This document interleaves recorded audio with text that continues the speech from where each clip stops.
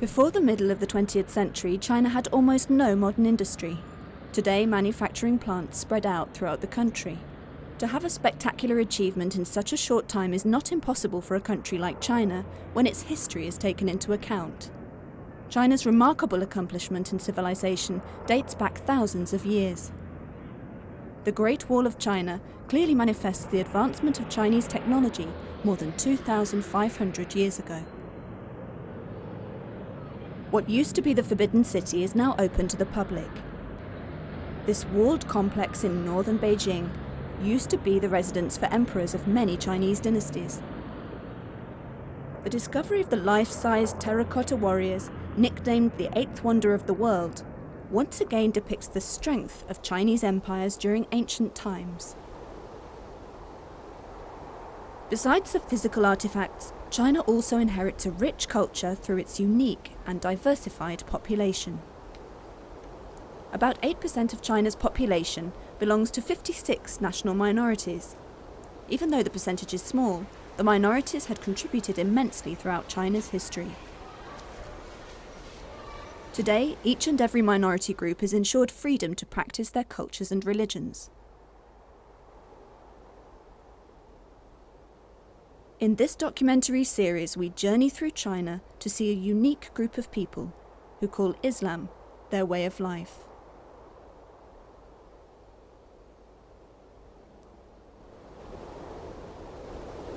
Islam is not new to China. According to historical records, the Chinese began to learn and accept Islam as early as 13 centuries ago. Today, over 20 million Muslims from various ethnic groups live peacefully among the 1.2 billion population. Other than the daily religious obligations, the Muslims are also free to conduct economic, educational and cultural activities that are in accordance with Islam.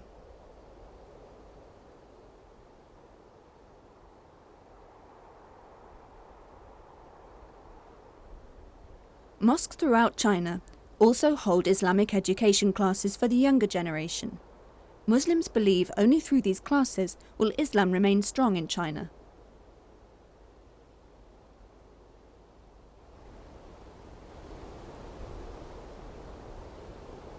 There is an opinion that Islam in fact entered China through the Silk Route just after the death of Prophet Muhammad in the 7th century.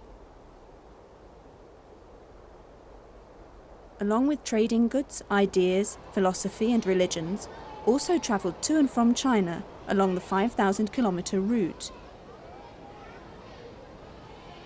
The spread of Islam to China reached its peak in the 8th century, during the rule of the Abbasid and Umayyad caliphates. After gaining control of most parts of Central Asian countries like Kazakhstan and Kyrgyzstan, Islam gained a strong footing before entering China. We begin our journey into Islamic China in Almaty, Kazakhstan. Kazakhstan is a vast country.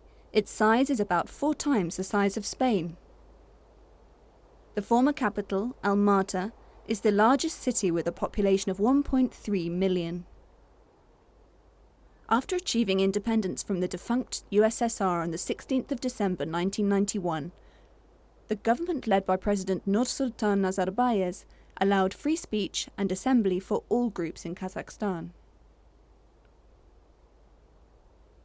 Monuments built around Almaty symbolize the spirit of unity amongst the people of Kazakhstan. Though the Silk Route era had long gone, its manifestation still lives on even today.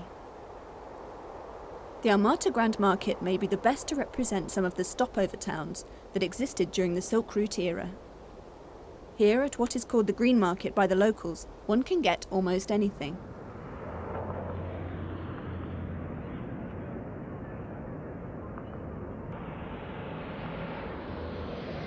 Islam is the official religion in Kazakhstan. After the fall of the communist regime in 1991, mosques that were once neglected began to function as they used to many decades ago. Muslims who suffered during the former regime began to fill the mosques again for worshipping. But for many, going to a mosque may be a completely new experience. The country's independence has given these people a new hope to practice Islam in its entirety. They firmly believe that only through Islam can their bright future be ensured.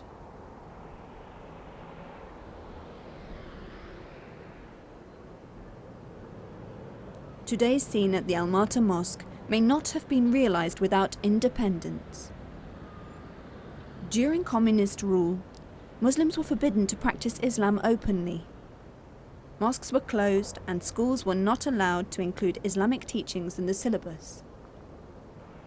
As a result, the younger generation of Kazakhstan were less familiar with Islam as compared to their parents.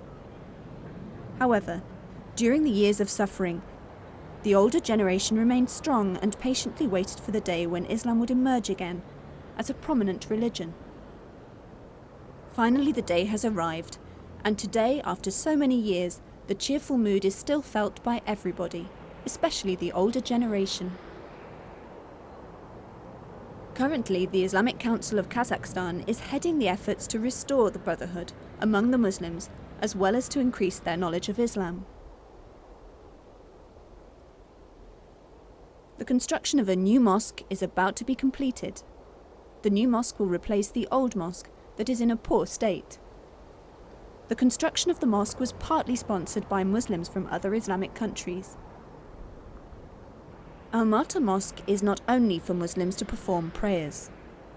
Some have conducted small businesses especially by selling religious books, as there is a great demand from those who need to catch up on Islamic knowledge and practice. From Almaty we proceed to Turkestan. According to the local inhabitants, there is a tomb in Turkestan belonging to a very affluent scholar of Kazakhstan and Central Asia.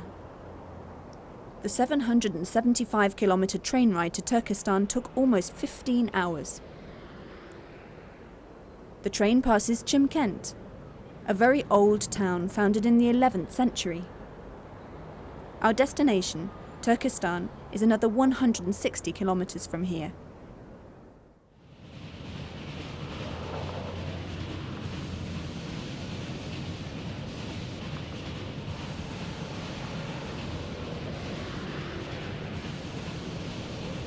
Founded in the 10th century, Turkestan is the largest town in South Kazakhstan. Before the 16th century, Turkestan was known as Yarsi.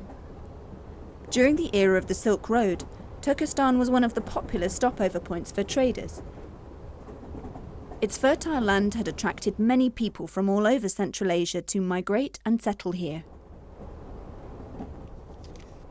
During the 12th century, Muslims of Central Asia began to come to Turkestan to visit the memorial of Sheikh Ahmad Yasavi, a famous scholar of that time.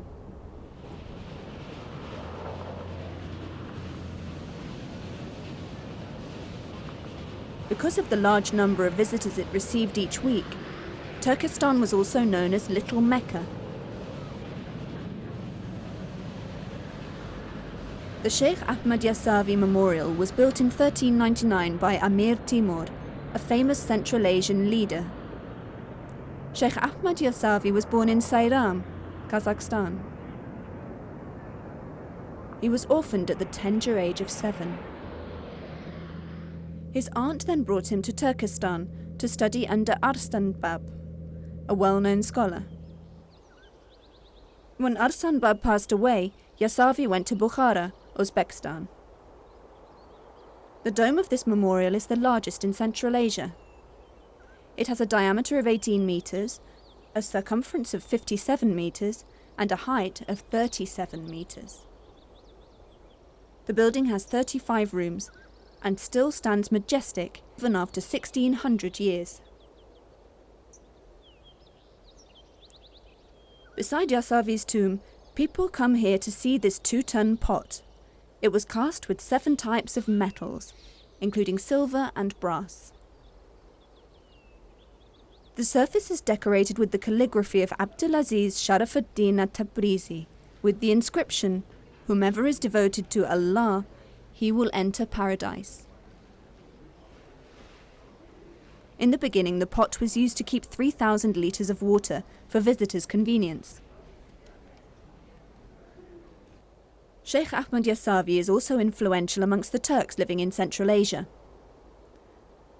Thus, it is not surprising to learn that a rich Turkish citizen had donated $16.5 million recently towards the restoration works. There are about 100 local and Turkish craftsmen working daily on the project to ensure it is completed on time. For 65-year-old Yüksel Yegin, he has never tired with the meticulous job he had been given.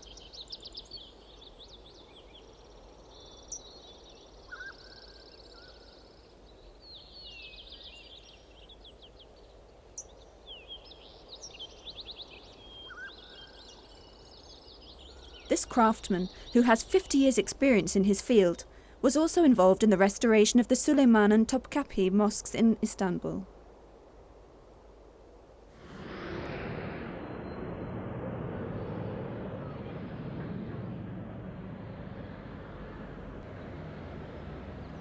We then continue our journey to Otrar, another famous town of the 12th century. However, the town was destroyed by the Mongols in the 13th century. After the attack, Otrar became unpopular and its name had been completely wiped out. Nevertheless, many Muslims come to Otrar to visit the Arslanbab tomb. He was responsible for the spread of Islam in Central Asia. The mosque is still in good condition and is used by visitors from Kazakhstan, Kyrgyzstan, and Uzbekistan.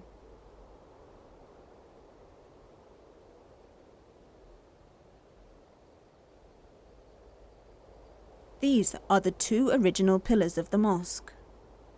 According to experts, the carving on the wooden pillars are proof that it was built in the 14th century during Amir Timur's reign. Arslanbab, or the mighty lion in local dialect, had changed them and popularized the Arabic language and the Islamic culture.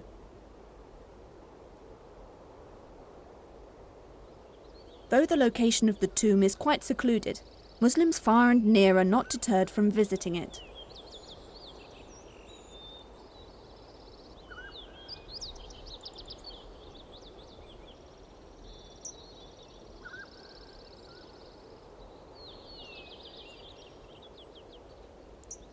The Arslanbab mausoleum will continue to be the symbol of the past Islamic struggle in Central Asia. The ruins of Otrar town are the symbol of the legendary Kazakh community. In the beginning, the Kazakh community consisted of several nomadic groups. They eventually settled in Otrar more than 2,000 years ago. It was the first town in Central Asia that had a systematic social, economic, cultural, and religious system. They invented the irrigation system and thus developed the agriculture sector.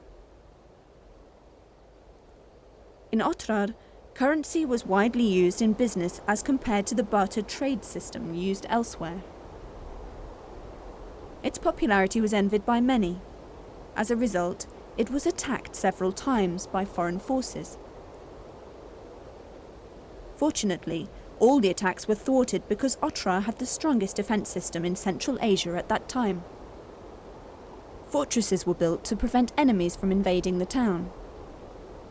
Unfortunately, in the 13th century, it fell to the Mongols led by Genghis Khan. Ibrahim Atta was also a well-known scholar in Seyran. He taught his sons Ahmad Yasavi and Sadir Khoja the basic teachings of Islam.